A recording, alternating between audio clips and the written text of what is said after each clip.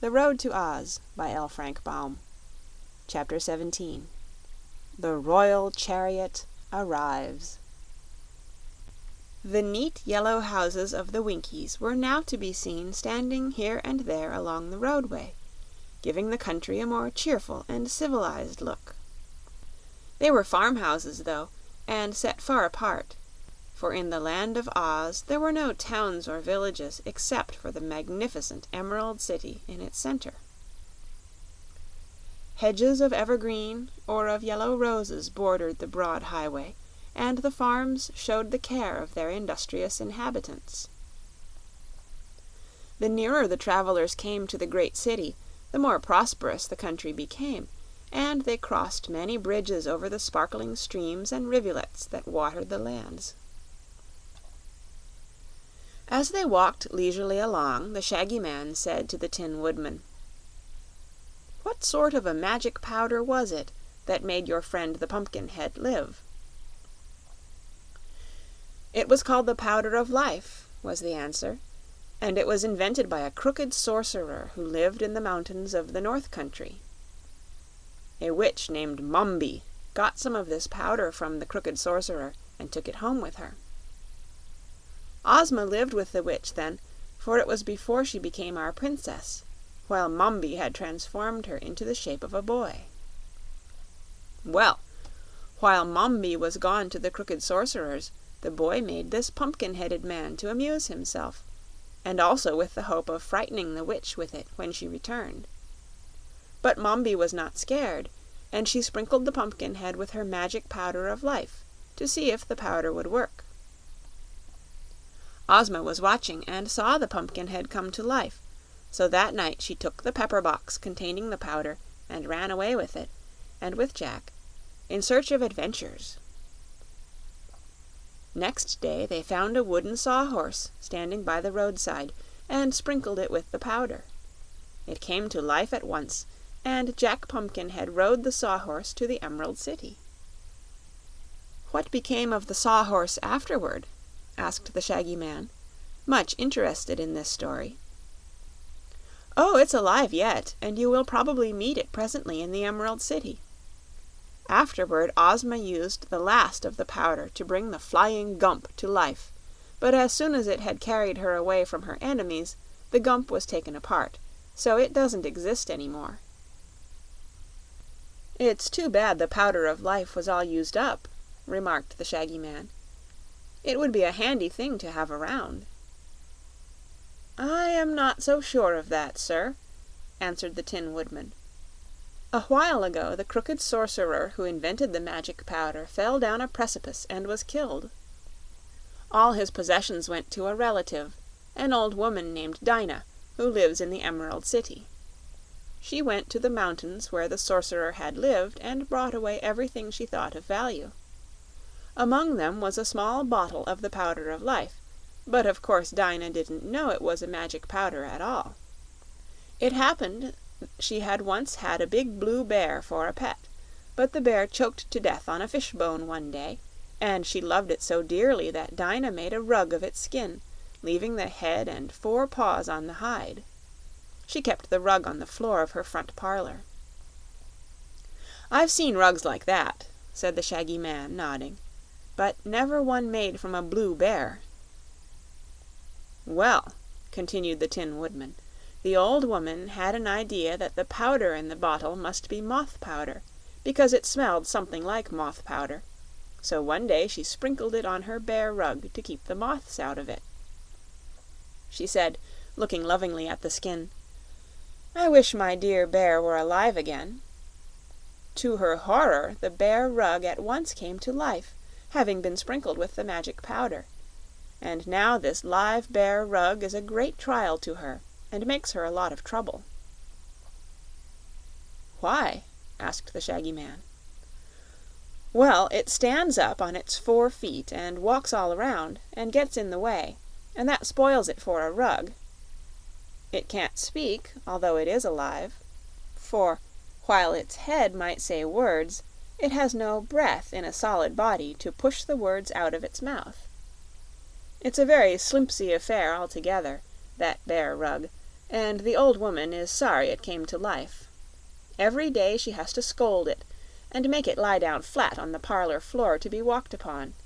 But sometimes when she goes to market the rug will hump up its back skin and stand on its 4 feet, and trot along after her." "I should think Dinah would like that," said Dorothy. "Well, she doesn't, because everyone knows it isn't a real bear, but just a hollow skin, and so of no actual use in the world except for a rug," answered the Tin Woodman.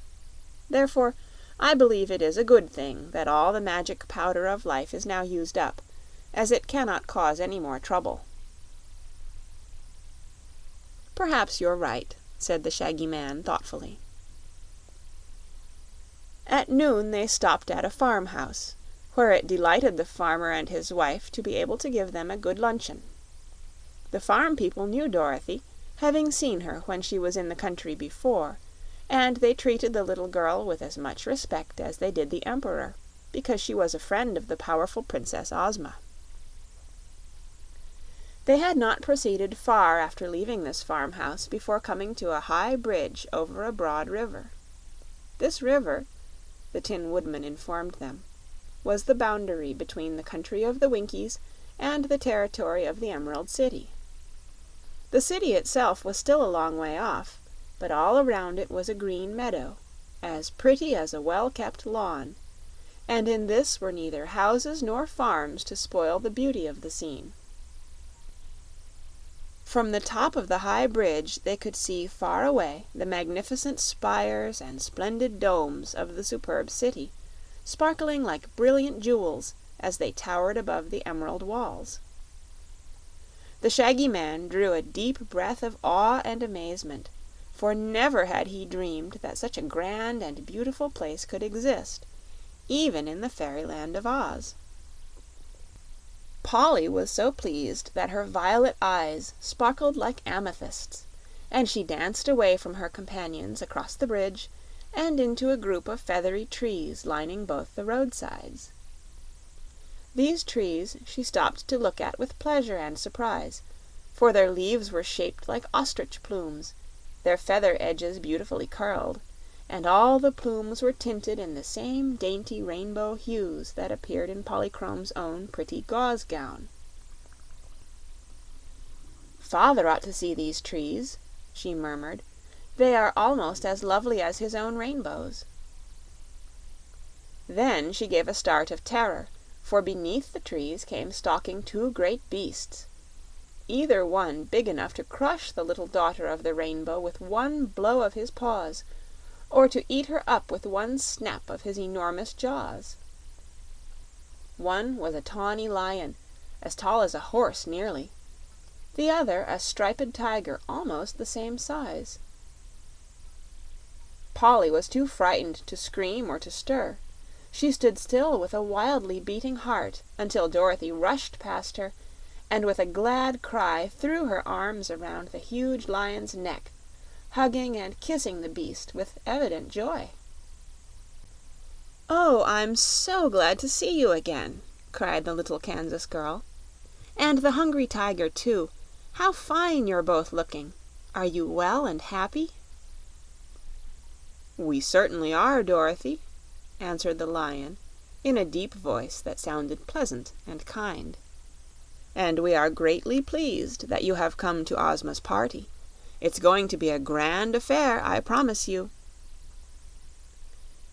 "There will be lots of fat babies at the celebration, I hear," remarked the Hungry Tiger, yawning so that his mouth opened dreadfully wide and showed all his big sharp teeth. "But of course I can't eat any of 'em." "Is your conscience still in good order?" asked Dorothy anxiously. "Yes, it rules me like a tyrant," answered the tiger sorrowfully. "I can imagine nothing more unpleasant than to own a conscience," and he winked slyly at his friend the lion. "You're fooling me," said Dorothy with a laugh.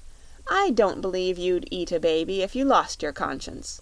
Come here, Polly," she called, "and be introduced to my friends." Polly advanced rather shyly. "You have some queer friends, Dorothy," she said. "The queerness doesn't matter, so long as they're friends," was the answer. "This is the Cowardly Lion, who isn't a coward at all, but just thinks he is. The Wizard gave him some courage once, and he has part of it left." The Lion bowed with great dignity to Polly. "You are very lovely, my dear," said he. "I hope we shall be friends when we are better acquainted." "And this is the Hungry Tiger," continued Dorothy. "He says he longs to eat fat babies, but the truth is he is never hungry at all, 'cause he gets plenty to eat, and I don't suppose he'd hurt anybody even if he was hungry." "Hush, Dorothy!" whispered the Tiger. "You'll ruin my reputation if you are not more discreet. It isn't what we are, but what folks think we are, that counts in this world; and come to think of it, Miss Polly would make a fine variegated breakfast, I'm sure." Chapter 17